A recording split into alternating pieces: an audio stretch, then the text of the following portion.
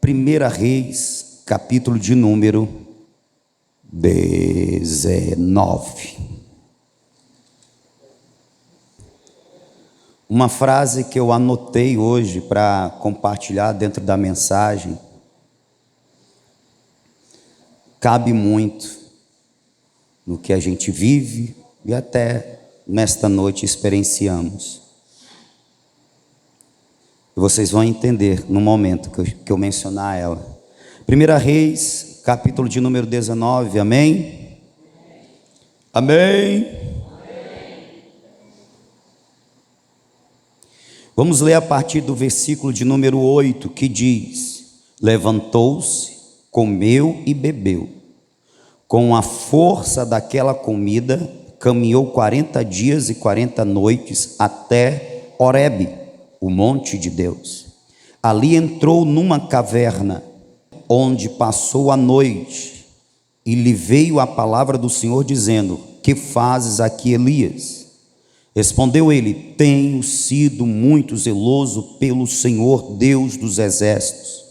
Os filhos de Israel deixaram a tua aliança, derrubaram os teus altares e mataram os teus profetas à espada. Só eu fiquei, e agora estão tentando matar-me também. Disse-lhe Deus: vem para fora e põe-te neste monte perante a face do Senhor, pois ele vai passar. Então um grande e forte vento fendeu os montes e despedaçou as penhas diante do Senhor, porém o Senhor não estava no vento. Depois do vento, um terremoto, porém o Senhor não estava no terremoto. Depois do terremoto, um fogo, porém o Senhor não estava no fogo. Depois do fogo, uma voz calma e suave. Ouvindo-a, Elias envolveu o rosto na capa e, saindo, pôs-se à entrada da caverna. Então lhe veio uma voz que dizia: que fazes aqui, Elias? Respondeu ele: eu tenho sido em extremo zeloso pelo Senhor Deus dos exércitos. Os filhos de Israel deixaram a tua aliança, derrubaram os teus altares e mataram os teus profetas à espada. Só eu fiquei, e agora estão tentando matar-me também. Disse-lhe o Senhor: vai, volta pelo teu caminho para o deserto de Damasco. Quando lá chegares, unge a Azael rei sobre a Síria, e a Jeú filho de Nissi ungirás rei de Israel, bem como a Eliseu filho de Safate de Abel-Meloá ungirás profeta em teu lugar. E se você puder, diga amém. Amém. Esta mensagem eu já preguei algumas vezes, inclusive aqui. Seria a mensagem que eu ia pregar lá, e que aprove o Senhor dar outra direção e nos usar de outra forma. Eu confesso que nesses meus anos de crente, e de pregador, nunca deixei de pregar a mensagem para fazer o que eu fiz naquele dia. Todavia, Deus está no controle. A gente precisa ter essa sensibilidade, entender que Deus tem o seu jeito, a sua forma de trabalhar, de fazer, de realizar, e nós como servos, nós temos que estar à disposição do Espírito de Deus, amém? Nós precisamos estar à disposição de quem? Nós como servos de Deus. Por isso foi algo bem diferente. E aí eu pensei em trazer, e aqui estou em trazer a mensagem para vocês hoje. Elias, como eu já disse outra feita, é para mim um dos personagens que mais me impressionam. mais me impactam, mais me inspiram nas Escrituras. Eu não sei vocês, mas eu tenho dois personagens, é lógico, abaixo de Cristo Jesus, que me causam um suspiro, que ao ler as passagens, que ao ler um pouco da história deles, isso me instiga e estimula a querer imitá-los, a desejar ser como eles. E como eu já disse outra vez, isso faz parte do processo de aprendizado na igreja. A gente olha para os nossos irmãos, a gente olha para os personagens bíblicos e vê neles o exemplo. O mundo tem os seus heróis, sim ou não? O mundo tem os seus Batmans, os seus super-homens, os seus... Ixi, cara, tu foi fraco demais aí, ama. Power Ranger, meu.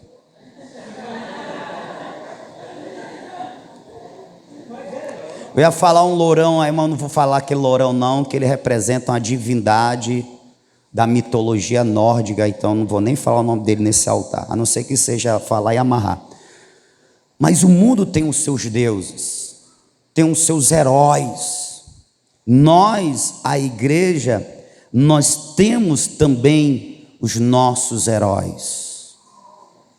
Nós temos também os personagens que nos inspiram, que nos fazem desejar, eu quero ser como esse homem. Deus usou esse homem, eu quero ser usado de forma semelhante. Pastor, isso não é inveja, não, irmão, faz isso não. Querer ser usado por Deus, como alguns personagens bíblicos, isso é bíblico. Inveja é quando você quer o canto do outro. Você quer tirar o outro do lugar dele, você quer ter o que o outro tem. A inveja está mais relacionada com as coisas terrenas. É desejar o lugar, é desejar o que o outro tem. Agora, desejar ser usado como um homem de Deus, uma mulher de Deus, isso é bíblico.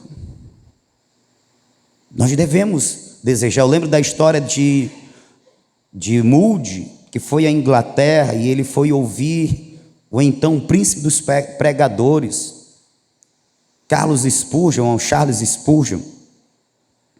E ao ver a forma que Deus usava aquele pregador, ele ficou maravilhado, ele ficou impactado. E Moody era americano, ele foi para a Inglaterra para ter essa experiência. E quando ele voltou para a América, ele se trancou no seu quarto. Moody, ele era um pouquinho, mais cheio, mas ele se trancou no seu quarto e começou a orar, e a oração dele era: Senhor, como o Senhor usa Spurgeon, Senhor, eu também quero ser usado. A unção que o Senhor tem derramado sobre a vida de Spurgeon, eu quero uma unção semelhante. Eu quero ser um pregador que arrebata multidões, que arrebata corações para ti. Senhor, me dá esta unção. E ele orou até que o quarto foi tomado pela presença de Deus, pela glória de Deus, pela presença manifesta de Deus. E o relato diz que ao sentir a presença de Deus, ele caiu, ele estava de joelho, mas ele caiu ao chão, e ele bolava, ele rolava, e como ele era um pouquinho fofo, facilitava ele rolar para um lado e rolar para o outro, sentindo o poder de Deus. Era um homem já maduro, mas era debaixo da unção e do poder de Deus, até o ponto que ele disse: já basta, Senhor, já basta, amém, amém, porque ele sentia algo como que fosse morrer de tanto poder que ele estava recebendo. E na biografia dele diz que depois daquele dia, as suas mensagens, apesar de serem as mesmas no sentido de que não tinha algo novo, senão a unção de Deus, e vidas, as dezenas e as centenas, se convertiam a Cristo Jesus o Senhor. Então o que nós estamos precisando, sim, é olhar para os personagens bíblicos e nos inspirar neles. Eu me inspiro em Elias, o profeta que ficou conhecido como profeta do fogo. E eu, como bom pentecostal, eu gosto é de fogo. Mas pastor, fogo não se queima, não, é fogo do céu, irmão.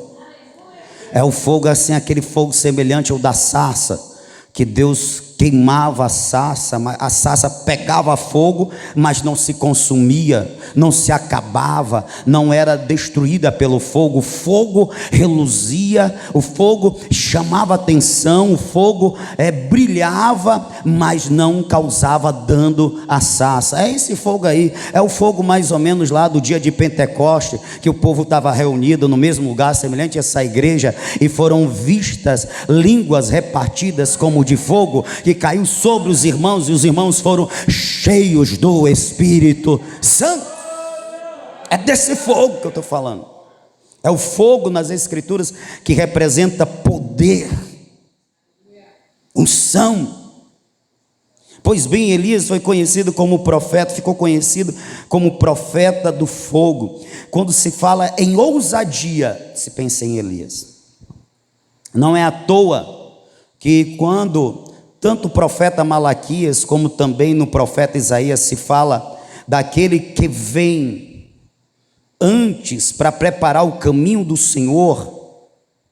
E aí nós sabemos hoje que se falava os profetas acerca de João, mas fala que este que viria antes do Senhor, preparando-lhe o caminho, endireitando as veredas, ele viria no espírito de Elias. Como assim o espírito de Elias é reencarnar? Não, é que ele teria a mesma ousadia, a mesma intrepidez, a mesma coragem de Elias. E de fato João, meu irmão, João era macho. João falou, foi na cara do rei: não te é lícito se prostituir, adulterar com a mulher do teu irmão. Isso lhe causou uma perseguição, é verdade, mas ele foi profeta. O João era aquele que quando pregava, ele disse: ei, sua raça, ei, sua víbora, te converte, deixa teu pecado, tu és uma cobra. E rapaz, a mensagem não causava efeito, mano. As multidões afluíam para ouvir esse pregador cheio do Espírito Santo e de ousadia pregando: se convertam. E no dia de hoje tem uma turma aí que não pode apontar o pecado, não pode constranger. Se o pecador não tiver ciência da desgraça que é o pecado na vida dele, ele vai continuar na desgraça, e se ele morrer nessa desgraça, ele vai para o inferno queimar eternamente. E nós, como pregadores, nós temos que apontar: esse é o teu pecado, esse teu pecado está te consumindo e te conduzindo em prisões para o tormento eterno. Mas deixa eu te dar uma boa notícia: Jesus veio para salvar a tua vida, pecador. Era a mensagem de João. Vocês precisam se arrepender. O Filho de Deus está vindo. Ele é o Cordeiro de Deus que tira o pecado do mundo. Estejam prontos. Como, João? Arrependidos, para entregar a vida a Ele. Suas cobras, suas víboras. Aleluia. Mas também ele falava a verdade. O povo era cobra, víbora, era não sei o que, mas quando ele viu Jesus, ele ficou calado, e com Jesus veio se aproximando, ele disse: eis o Cordeiro de Deus que tira o pecado do mundo. Aleluia. Jesus não é cobra, Jesus é o Cordeiro. Então, falou em ousadia, falou em Elias, irmão. Ou você teria coragem de fazer o que Elias fez? E o que ele fez, pastor? Convocado pelo Senhor, no tempo em que os profetas estavam sendo perseguidos e assassinados pela rainha, pelo rei, manipulado por sua rainha, Acabe, manipulado por Jezabel. os profetas estavam sendo perseguidos e assassinados. Ele é convocado nesse tempo em que o povo estava desviado, por isso o povo também estava adorando a Baal. Por isso, quando ele faz o desafio, ele diz: se o Senhor é Deus, então adore a Deus, adore o Senhor. Se Baal é Deus, então adore Baal. E o povo ficou calado. O povo estava desviado. Porque vocês cochiam entre dois pensamentos? Só pode adorar um, ou é o Senhor ou é Baal. E eles ficaram calados. Então houve a necessidade de um desafio. Então, nesse tempo de uma nação desviada, de um governo que perseguia os homens de Deus, ele é chamado, e a primeira missão de Elias é: vai até Acabe, o rei. E ele foi, se apresentou a Acabe e disse: assim diz o Senhor, nem chuva e nem orvalho, até o tempo determinado segundo a minha palavra, não vai chover. Eu estou dizendo, eu sou homem de Deus. Pensou em você falar isso para um rei? E tem um agravante aqui: Baal, que Jezabel, a esposa do rei, trouxe e fez templos e incentivou o povo a cultuar Baal. Baal era tido como o deus das chuvas, da tempestade, dos trovões. Ou você acha que é só na mitologia nórdica que existe o deus do trovão? Falsos deuses existem há muito tempo. Baal era esse Deus, o Deus da chuva, da tempestade, dos trovões. Aí o que Elias disse? Não vai chover segundo a minha palavra, porque eu sou homem de Deus. Sabe o que ele estava dizendo? Eu vou provar que o teu Deus é tão fraco, que ele não vai mandar chuva. Você não disse que ele é o Deus da chuva? Ele não vai mandar chuva. Eu vou dizer que não chove, e ele vai se estribuchar, ele não vai mandar chuva, porque eu, homem de Deus, tenho mais força e autoridade do que ele. Deus nem precisa se meter na história, ele me enviou para envergonhar Baal. Você está entendendo? É lógico que depois dali ele saiu voado. Vaza, Elias, se esconde junto ao ribeiro de Querite. Mas ele era corajoso.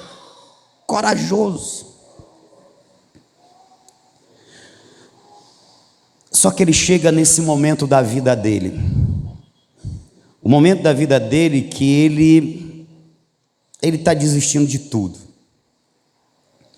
Ele já, aqui no texto que nós lemos, nós já passamos, ele já passou pelo desafio, né, dos 400 profetas de Baal, os 450 de Azera, aquele desafio tremendo que ele prova com todas as letras que o verdadeiro Deus é o Deus de Israel.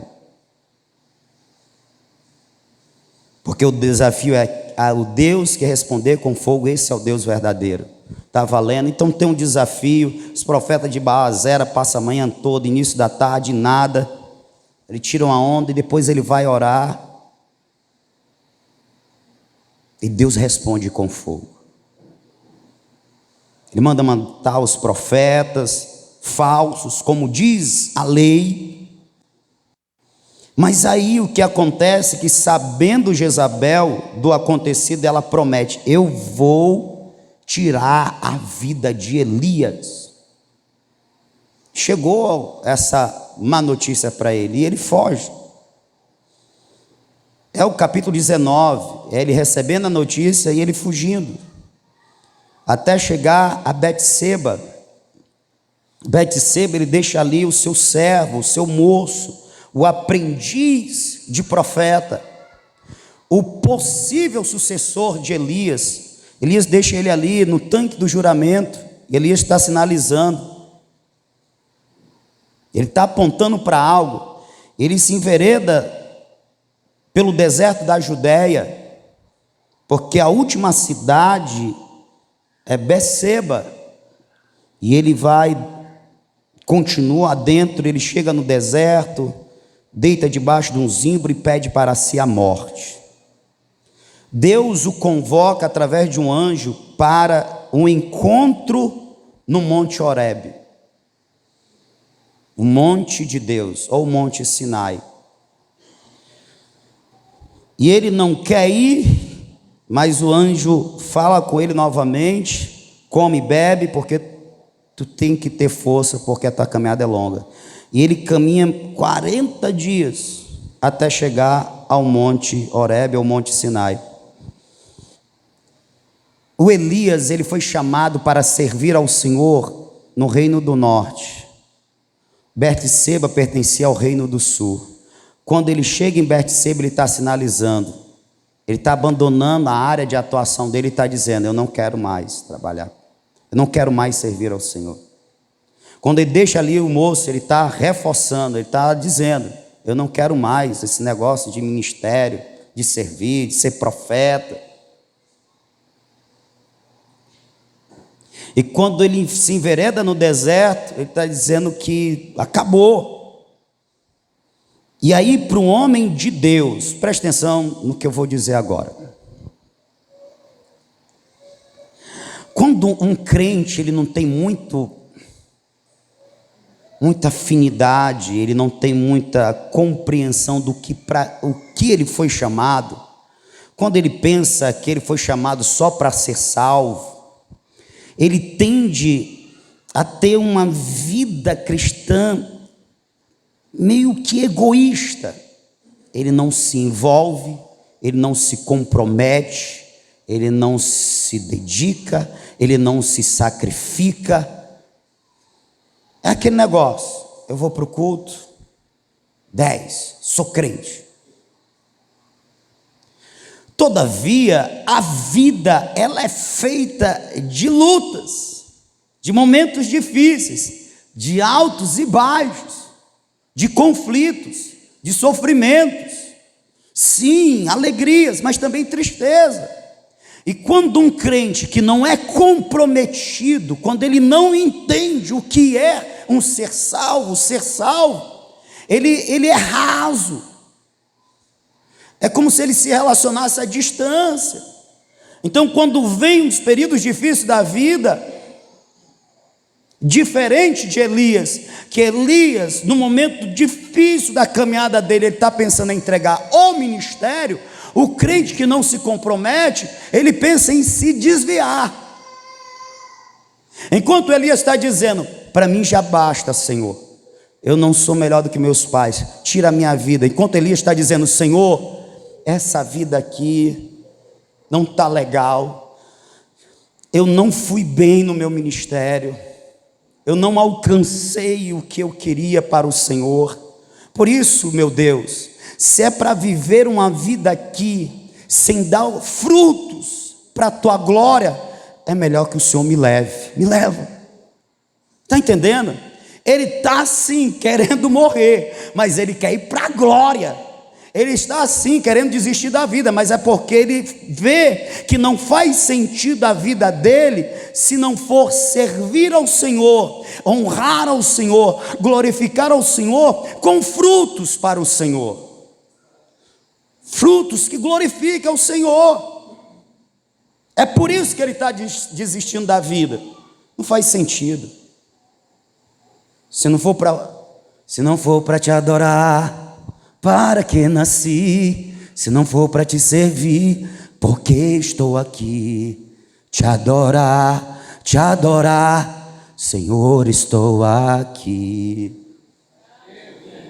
Esse é o coração do salvo, esse é o coração daquele que encontrou o Cristo da cruz e adora o Cristo triunfante que está sentado no seu mais alto e sublime trono, mas também está perto do coração contrito e quebrantado. Quem passou pela cruz e depois foi revestido no Pentecoste, a vida dele faz sentido se ele está servindo ao Senhor, se ele está glorificando ao Senhor com a sua forma de viver.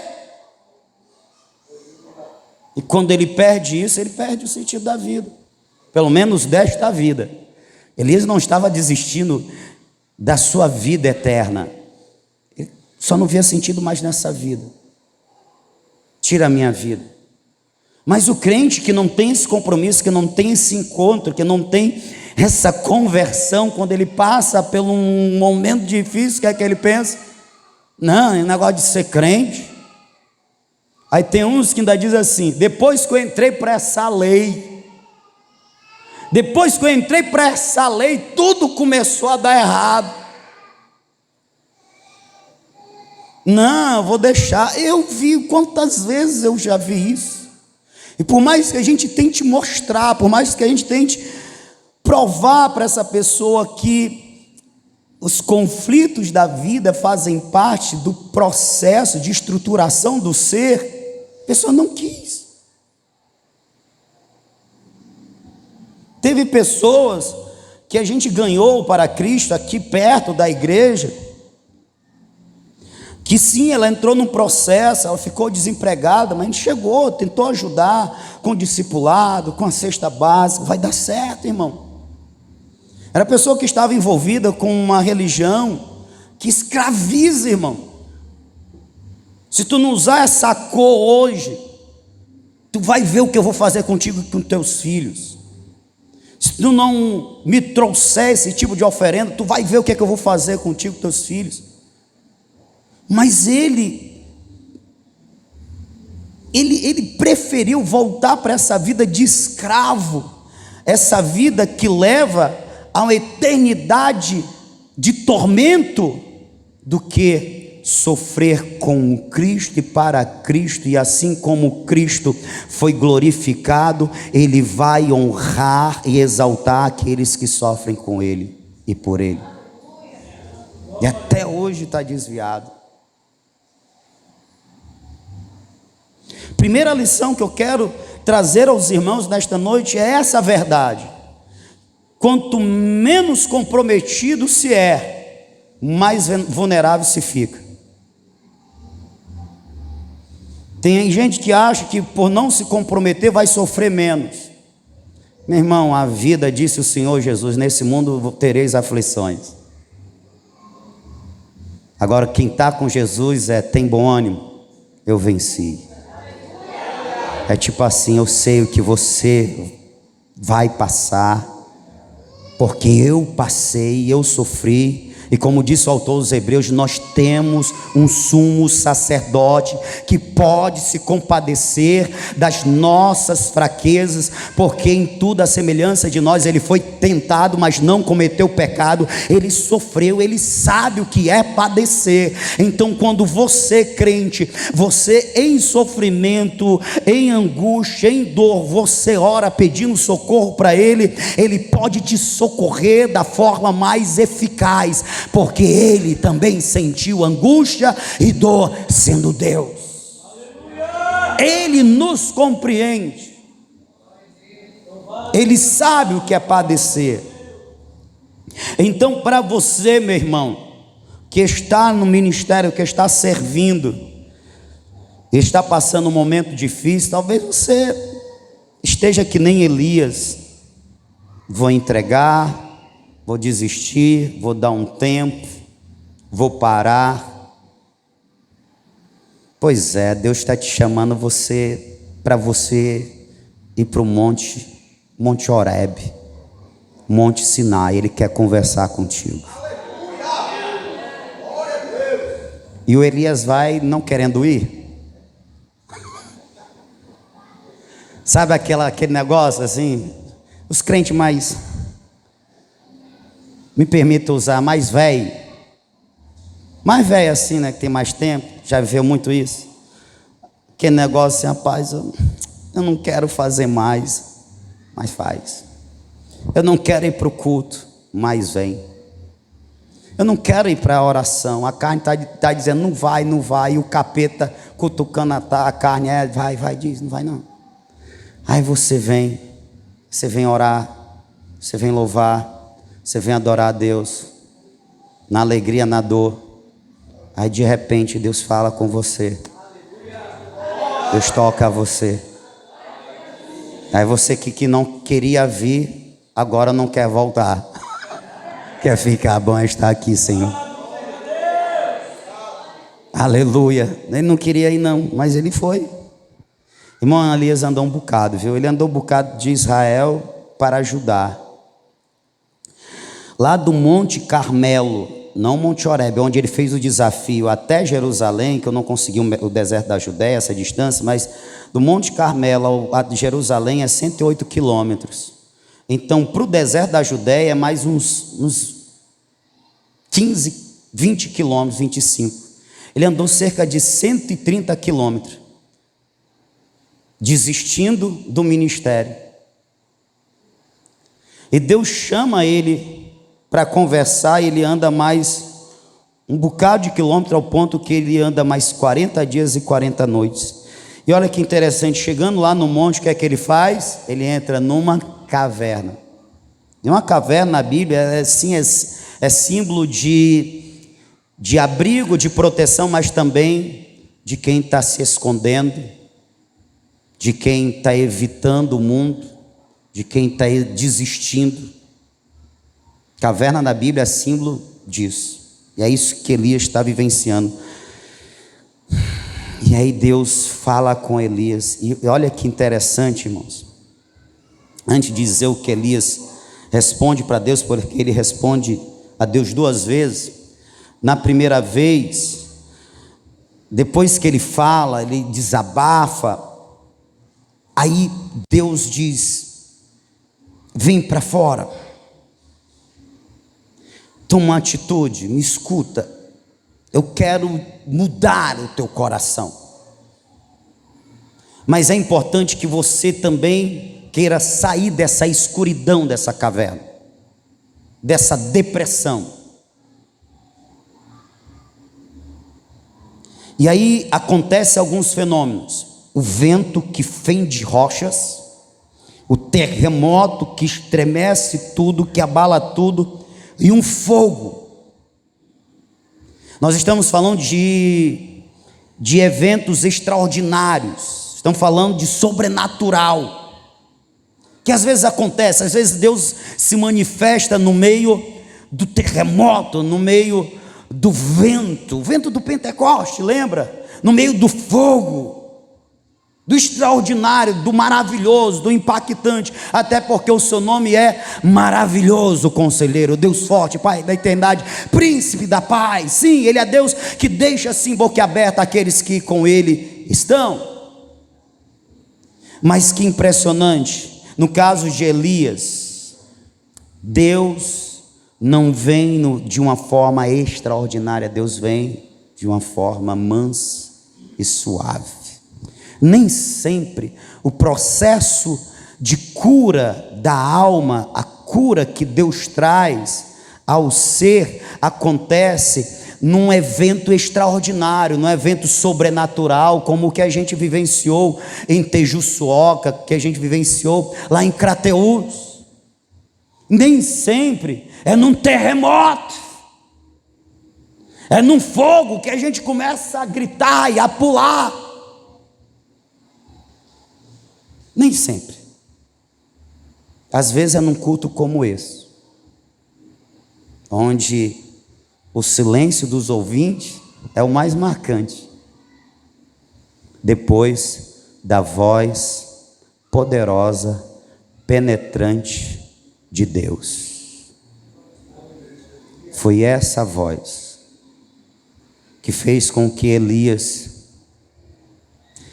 para mim é uma atitude de alguém que está caindo em si, e ele se enrola com seu manto, mostrando com isso a sua indignidade de estar diante do Santo dos Santos. Porque até então ele ouve: o que fazes aqui? Ele responde, ele está naquela posição de uma pessoa deprimida, que está desistindo de tudo, que não vê sentido na vida. Mas depois desta voz que vem suave e mansa, ele se enrola no seu manto, e Deus pergunta de novo: o que você está fazendo aqui, Elias? Sabe, Deus ele não fala muito, irmão. Eu costumo dizer, Deus ele não fala muito, mas ele fala o suficiente, e quando ele fala para resolver. Aleluia, Deus. A pergunta que faz aqui Elias é uma pergunta que bota Elias para meditar, do tipo assim: Elias, onde é o teu ministério, onde é o canto de atuação que eu te levantei para tu me servir? Não é aqui no Sinai. Então Elias, ele está pensando: eu estou fora do ambiente que Deus me colocou. Eu estou desistindo daquilo que Deus me chamou. Eu estou entregando aquilo que Deus me entregou. A pergunta de Deus coloca Elias para refletir: o que você está fazendo aqui? Em outras palavras, o que tu está fazendo da tua vida? O que tu está fazendo com que eu te dei? E essa pergunta eu quero fazer para você no nome do Senhor, ou seja, como um porta-voz de Jesus, eu quero perguntar para você: o que você está fazendo aqui? O que você faz aqui? João, Francisco, José, David, Breno, sei lá, tem um nome tão bonito hoje em dia. O que tu está fazendo da tua vida? O que tu está fazendo com o bem mais precioso que Deus te deu? A tua vida. Ei, irmão, o que tu está fazendo com o dom que Deus te deu?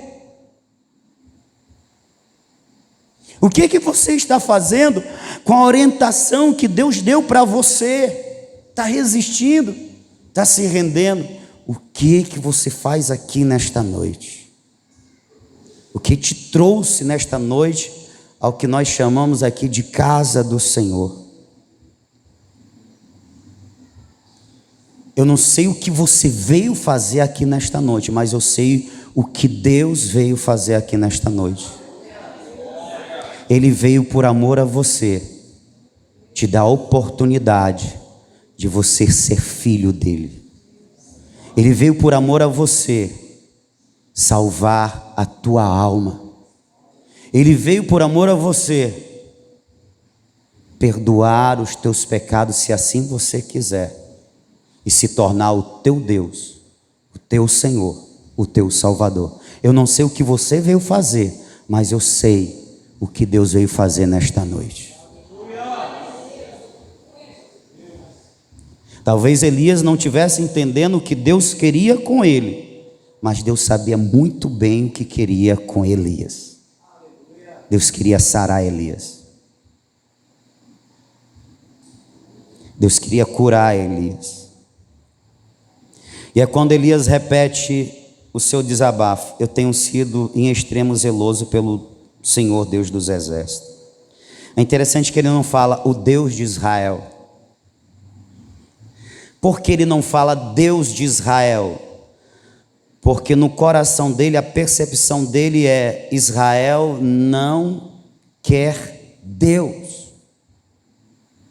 Portanto, Deus não é mais o Deus de Israel, porque Israel desprezou o Senhor.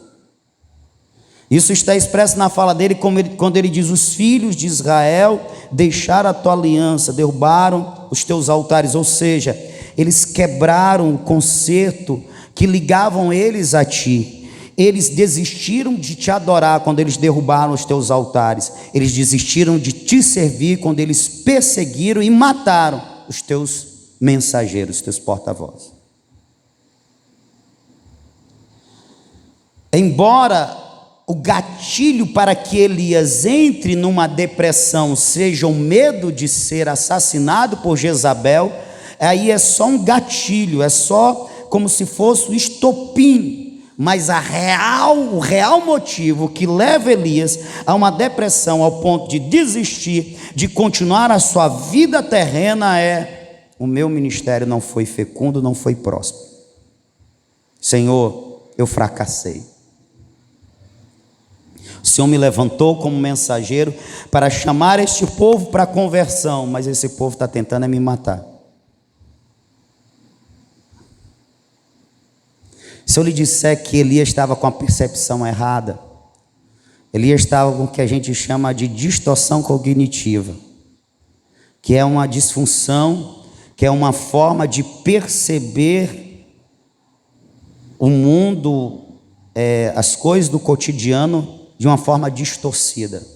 é um pensamento distorcido, que se torna disfuncional. É verdade, a maioria do povo não estava querendo servir mais o Senhor. É verdade, os profetas do Senhor estavam sendo assassinados. Mas é verdade também que Deus tinha preservado alguns que continuavam adorando o nome dele. 7.000. É verdade também que Obed foi usado por Deus para guardar a vida de 100 profetas, e Elias sabia disso, porque no capítulo 18, Elias tem um encontro com Obed, e Obed fala: meu Senhor, eu tenho sido fiel ao Senhor, ao Deus de Israel, eu tenho preservado a vida de 100 profetas, que eu escondi e alimenta pão e água, de 50 em 50, ele sabia disso, mas no seu momento de tristeza, de dor, de depressão, de escuridão da alma, ele não consegue ver as coisas boas que Deus havia feito. Ele vê tudo escuro, em tons de cinza, tudo negro, tudo vai dar errado, é tipo catastrofização, ou generalização, distorção cognitiva. Pega um evento negativo e aplica a todos os eventos. Tudo está dando errado, tudo é ruim. Assim estava Elias, e talvez tenha alguém assim nesta noite, e vê tudo em tons de cinza e de escuro. Mas eu quero te dizer, se você permitir, ou se permitir, o Espírito Santo vai te mostrar que tem coisas boas de Deus sendo realizadas na tua vida. Elias não conseguia ver, mas tinha outros 100 profetas que estavam sendo guardados, homens de Deus. Elias não conseguia ver, mas tinha um moço que ele deixou lá em Betseba que desejava ser como ele. Elias não conseguia ver, aleluia. Tinha 7.000 pessoas que estavam comentando: você viu, rapaz, você viu o que aquele homem de Deus fez? Ele orou e desceu fogo do céu. Aquele homem é de Deus. Qual o nome dele? Elias. Só o Senhor é Deus, aleluia. Ele não conseguia ver que Deus usara ele poderosamente, que tinha pessoas que admiravam ele, tinha pessoas que respeitavam ele. Ele não conseguia ver que a sua fama, os seus feitos para a glória de Deus ia chegar até o dia de hoje, ao ponto do pastor Josimar estar pregando: Elias foi conhecido como profeta de fogo, o homem cheio de ousadia e coragem. O que eu quero dizer nesta noite, que por causa dos momentos difíceis da nossa vida, nós tendenciamos a olhar tudo de forma negativa. Não vai dar certo, não vai mudar essa situação, tudo que está acontecendo é de ruim na minha vida. Não. Se você é crente, você tem Jesus na tua vida, o teu nome está escrito no livro do Cordeiro, aleluia. Num desses momentos ele vai voltar, e você vai deixar esse mundão ao léu, vai subir para a glória, vai viver eternamente com ele, aleluia, aonde não existirá mais dor, tristeza, lágrimas, nada. O teu nome está arrolado nos céus. Aleluia, glória a Deus. Quer mais um motivo? Você tem um povo que te ama, e por mais que você está sendo perseguido ou desprezado por pessoas que você quer bem, até na tua família, mas eu quero te dizer, você tem um povo aqui que te ama. Se você é alguém que faz parte da igreja do Senhor, você tem uma igreja que te ama. Você é amado, você é querido. E deixa eu dizer para você que está no ministério, que está servindo e está passando por altos e baixos, e deve estar pensando: meu Deus, eu não estou dando fruto, meu Deus, não está sendo como eu queria, meu Deus, não está rendendo, meu Deus, eu estou fracassando. Você não está fracassando, você é um guerreiro, você é uma guerreira, você está lutando, você está pelejando, e você está deixando semente com lágrimas, e quem semeia com lágrimas vai colher com júbilos. Eu vou repetir: quem semeia com lágrimas vai colher com júbilo. Não desiste. Não desiste, aleluia. Tem pessoas que estão olhando para você, estão dizendo: ali existe uma mulher de Deus, aquele moço é um moço de Deus, aquele pastor é um pastor de Deus, aquele evangelista é um evangelista de Deus.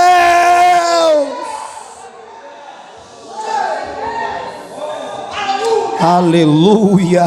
Quem está tentando deixar a sua mente enegrecida com pensamentos negativos é o meu inimigo, é o teu inimigo, é o inimigo do nosso Deus. Mas no nome do Senhor Jesus, ele está derrotado nesta noite. As setas deles estão queimadas, destruídas no nome do Senhor Jesus. Você só está passando por uma fase difícil, mas você está fazendo semeadura, você está semeando, e quem semeia, se prepare, vai colher para a glória do Senhor, vai colher.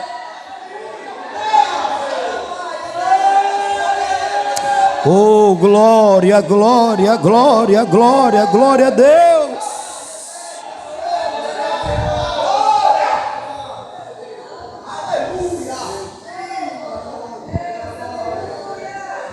Elias não consegue ver o que Deus fez no passado da vida dele, como Deus usou ele.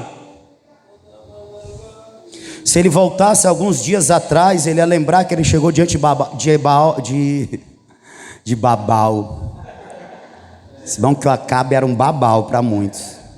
Diante de Acabe, nem chuva, nem orvalho, segundo a minha palavra.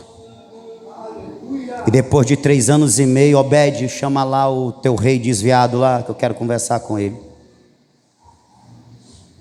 Acabe, junta aí os teus falsos profetas, eu quero ter uma conversa com eles. E naquele encontro resultou em fogo do céu. Mas depois do fogo do céu, sabe o que Elias disse para Acabe? Ô desviado, isso aqui é a versão Josimar Gonçalves 2023. Acabe, corre depressa, porque eu ouço, oh aleluia, eu ouço o barulho de grande tempestade que se aproxima. Irmãos, 3 anos e meio, nem chuva e nem orvalho, segundo a palavra do profeta. Só que agora ele estava liberando a palavra para os céus se abrirem novamente. Ele fechou os céus com a sua palavra. Ele agora estava declarando: eu abro os céus. Se tu não quiser se molhar, rei desviado, vai-te embora, porque uma tempestade se aproxima. Eu sou homem de Deus, eu estou dizendo: vem chuva, corre, Acabe. Você está entendendo? Se ele voltasse alguns dias atrás, ele lembrar o quanto Deus tinha usado ele. Eu quero te dar um conselho, homem de Deus, mulher de Deus, serva de Deus, servo de Deus. Não, os momentos difíceis que nós passamos não definem a nossa personalidade. Elas servem sim para nos construir e nos fortalecer mais. Os momentos difíceis que nós passamos não é para nos destruir, não é para nos arrancar da presença de Deus, é para moldar o nosso caráter, é para fortalecer as nossas estruturas. E quando você estiver passando por esse momento difícil, se você está, deixa eu te dar um conselho nesta noite: volta um pouquinho nos teus dias e lembra o que Deus já fez através da tua vida. Lembra o que Deus já fez na tua vida. Será que você pode fechar os teus olhos agora, baixar a tua cabeça e pensar um pouco, trazer à memória aquilo que te traz esperança? O que me traz esperança, pastor? Lembra como Deus já te usou, lembra o que Deus já fez por ti. O Deus que operou na tua vida no passado é o Deus que está na tua vida no presente, é o Deus que está contigo, estará contigo no futuro. Se você permanecer com Ele, Ele vai permanecer contigo.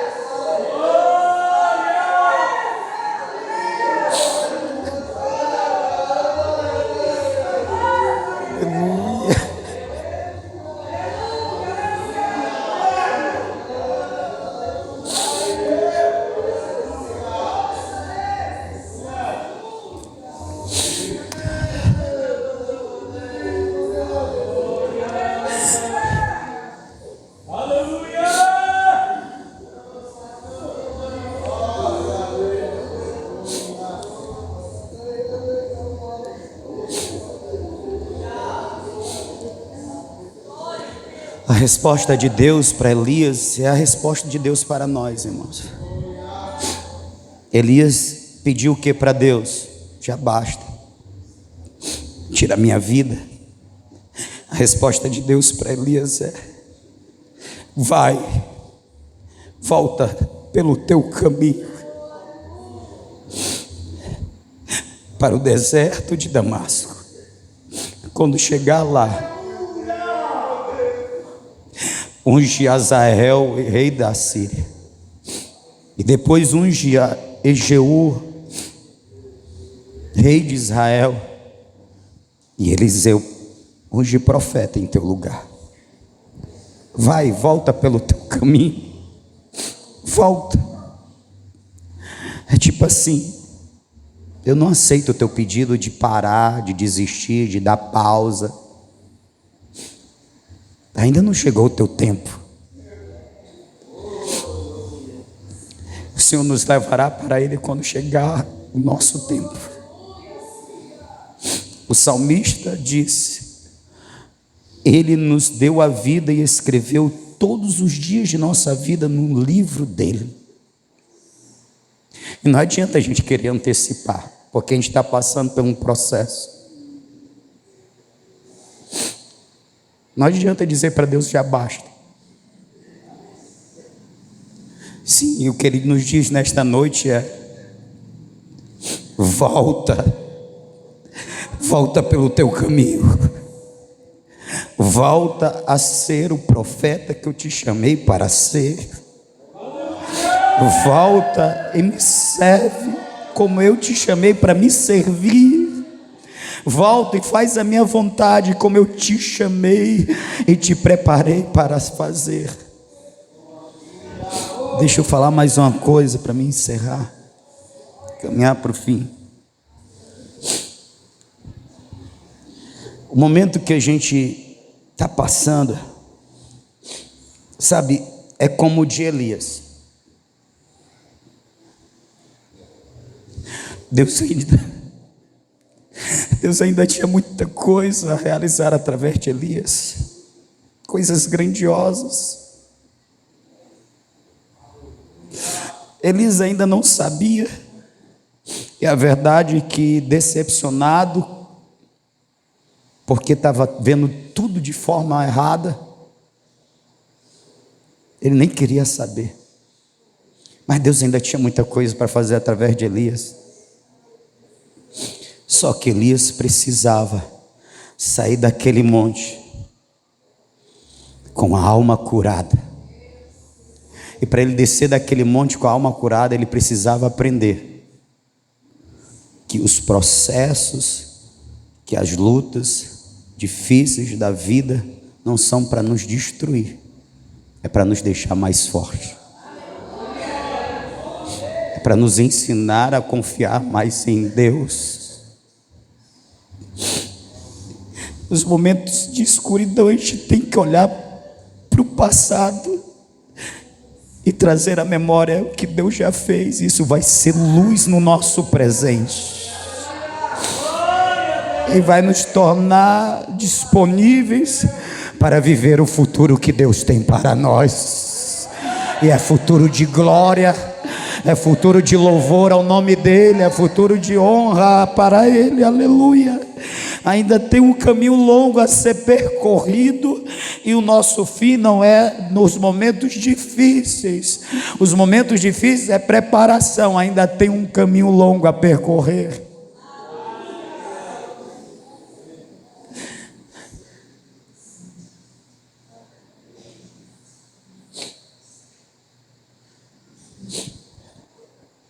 Então, nesse momento difícil, não te demonstre frouxo. Provérbios 24, versículo 10. Se te mostrares frouxo no dia da angústia, pouco será a tua força. E é interessante que na continuidade ele diz: livra os que estão sendo destinados à matança. O que é isso? Tu vai passar por um momento difícil, mas não seja frouxo, não te rende, não te entrega, Pelo contrário, confia no teu Deus, faz a obra do teu Deus, livra para o teu Deus os que estão sendo levados a matanças, porque aí sim grande será a tua força. Lembra do que o obreiro sábio pregou? É na tua fraqueza, é na nossa fraqueza que o poder, aleluia, de Deus se manifesta. Quando eu sou fraco, eu dou oportunidade ao Deus forte de se revelar, de fazer o que eu não tenho força para fazer através da minha vida. É nos momentos de fraqueza que eu conheço o quanto meu Deus é forte, o quanto eu saio do conceito e eu vou para a experiência, a vivência. Eu sirvo um Deus sim que é vivo, e eu sei que Ele é poderoso, porque eu vivi isso. Nos meus momentos de fraqueza eu vejo o quanto Ele é forte, o quanto Ele é poderoso, o quanto Ele faz o que eu não tenho forças para fazer.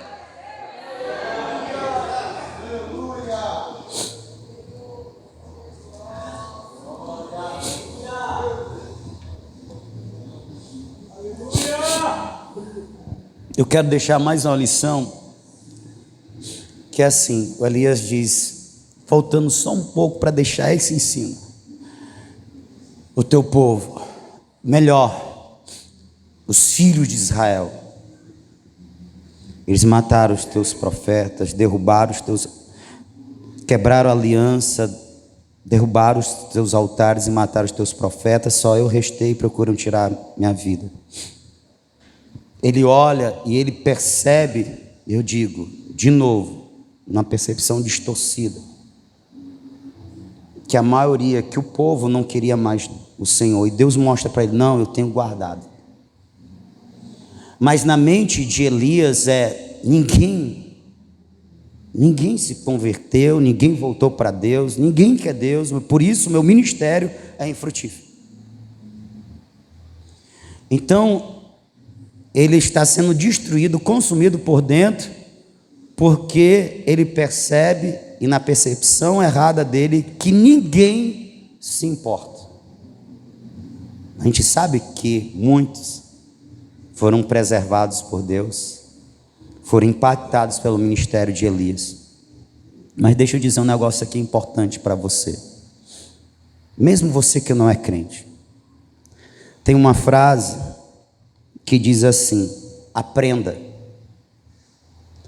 não importa o quanto você se importa, sempre haverá alguns que simplesmente não se importam. Em outras palavras, aprenda que por mais se algumas coisas para você seja muito importante, e que nessa relação humana a gente compartilha, e a gente deseja que aqueles a quem nós queremos, a quem queremos bem, quem somos mais próximos, a gente deseja que ele também se importe no mesmo nível que nós nos importamos. Aprenda, por mais que você se importe, vai ter algumas pessoas que não vão se importar. O que você está querendo dizer com isso? Não se mova, não se guie, não viva pela a opinião de outrem. Não é porque aquela pessoa que é importante para a sua vida não se importou com a sua decisão, com a sua escolha, com esse teu plano, que você vai desistir. Quem tem que se importar em primeiro lugar é o Senhor, o teu Deus. Se Ele te entregou, se foi Ele que semeou no teu coração, você tem o mais importante se importando. Então vai, segue em frente, semeie, viva. Se Ele se importa, vai dar certo, mesmo que você esteja sozinho com Ele, mas vai dar certo. vai ser realizado, você vai conseguir, vai frutificar, vai prosperar. Aleluia.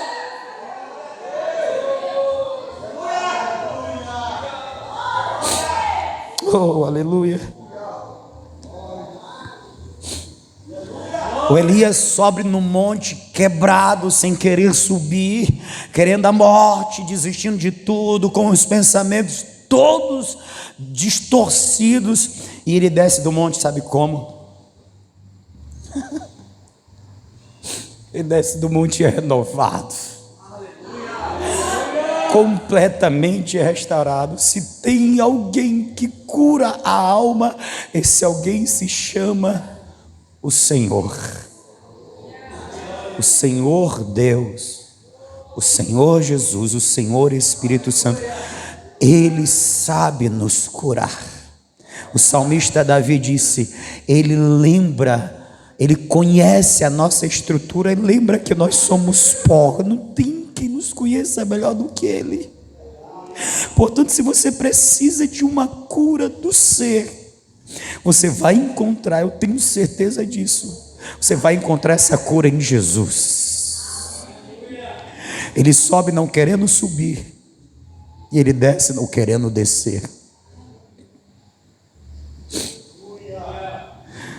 E o primeiro que ele encontra, porque é lógico, ele está em Judá, ele vai passar por Judá, vai entrar em Israel, para só depois ir para a Síria. E Deus fala na sequência: o rei da Síria, Azael, o rei de Israel, Jeú, e Eliseu, profeta em seu lugar. Mas o primeiro que ele encontra é Eliseu. E o homem está cheio do renovo. Ele nem fala para Eliseu, ele só lança a capa. É o Elias renovado, cheio de ousadia. Ainda tira a onda. Quando Eliseu chega: meu senhor, espera aí, eu vou só me despedir dos meus pais. O que te fiz eu? O Senhor mudou a minha vida, o Senhor me deu um sentido para a vida, profeta, homem de Deus. É isso. É o profeta que sobe o monte sem sentido para a vida, ele desce o monte renovado, dando sentido para a vida a outras pessoas. Deus vai te usar. Você pode ficar de pé, Deus vai te usar para dar sentido à vida de muitos.